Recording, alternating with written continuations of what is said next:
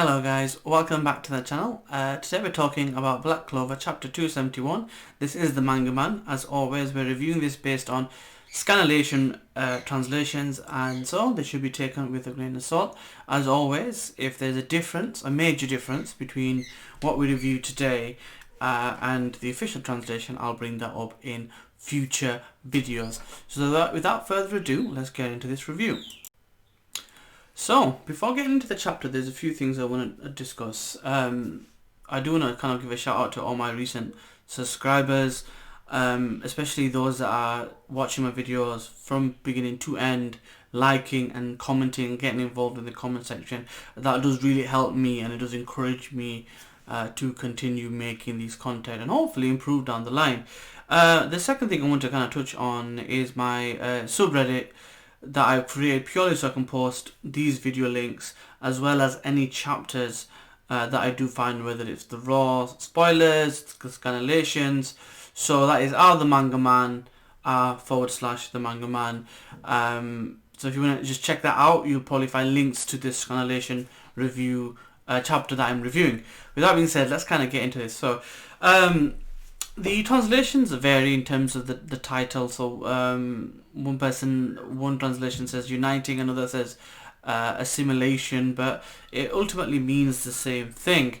The emphasis of the chapter is a battle chapter, and it isn't the longest. From what I understand, the creator, the author, wasn't as well and had fluish symptoms that he caught from his daughter, I believe. And that was partly the reason why it was shorter than usual.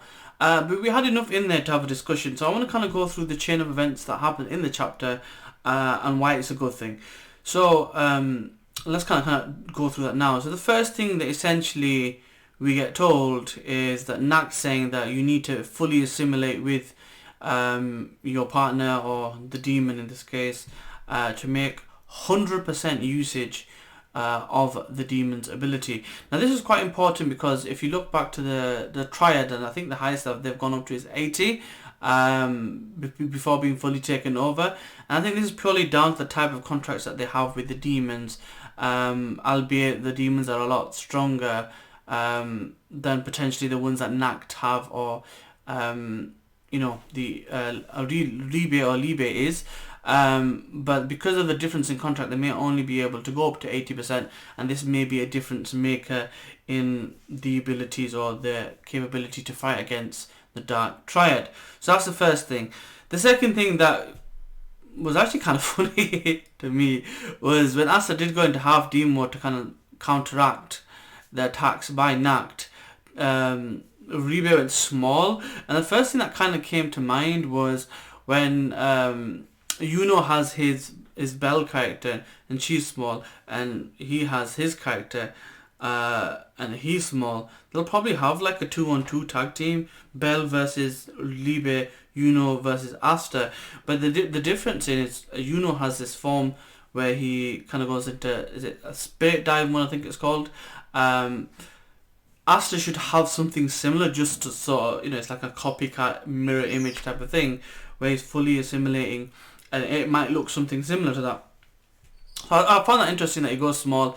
As always, they start bickering, and I like that Nacht takes this opportunity to attack him. And he literally calls out the wolf pack. That's essentially what he does. And the more you look into it, the more you think that this is heavily influenced by the Soulsborne series of games, specifically the Bloodborne series, because he looks like a hunter. He's there pulling out werewolves out of the ground with essentially shadow wolves, and that's one of his abilities. So the fact that he's able to do this, and I believe the shadow ability is Grimoldo's ability specifically, because he mentions that every demon you essentially subdue or kind of bind, you take the attribute. So this is probably an attribute of Grimoldo, if I pronounced his name right.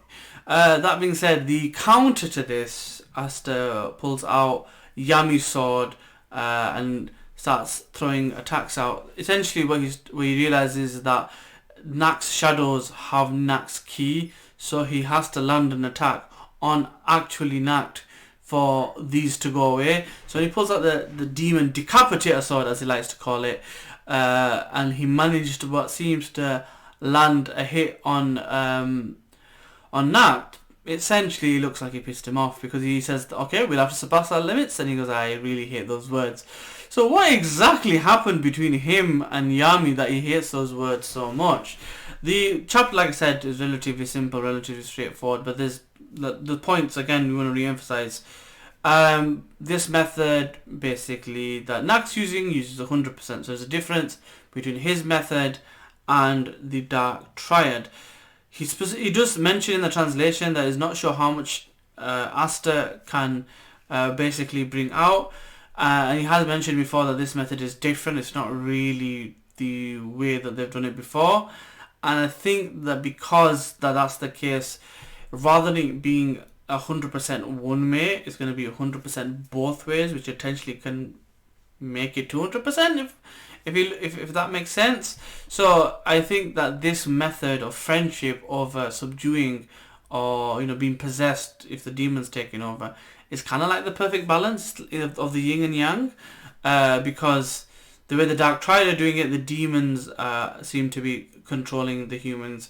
The way Nacht is doing it, the humans controlling the demon, and Asta's the middle. So I think that's essentially going to prove to be the strongest form, because it kind of leads towards that. The biggest issue right now is experience. If you think about Asta's experience up until now, he's basically been fighting an uphill battle all the time. If he'd have fought the Asta from the beginning, as in like this Asta travelled back in time and fought original Asta, he'd wipe the floor with him.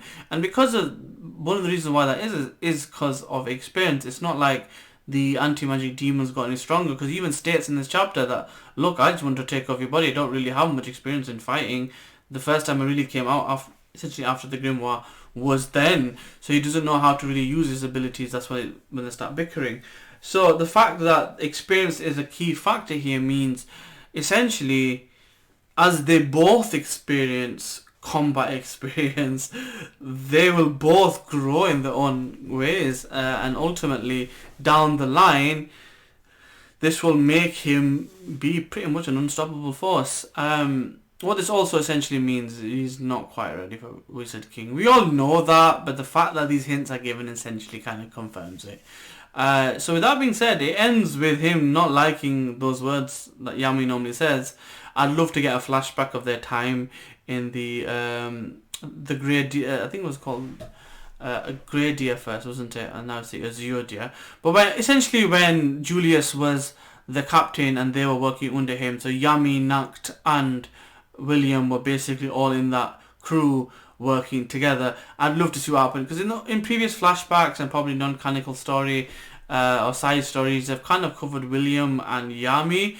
But now that we know that Nacht was there as well, I'd like to see where that goes too.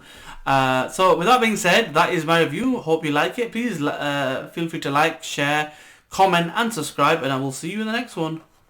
Peace.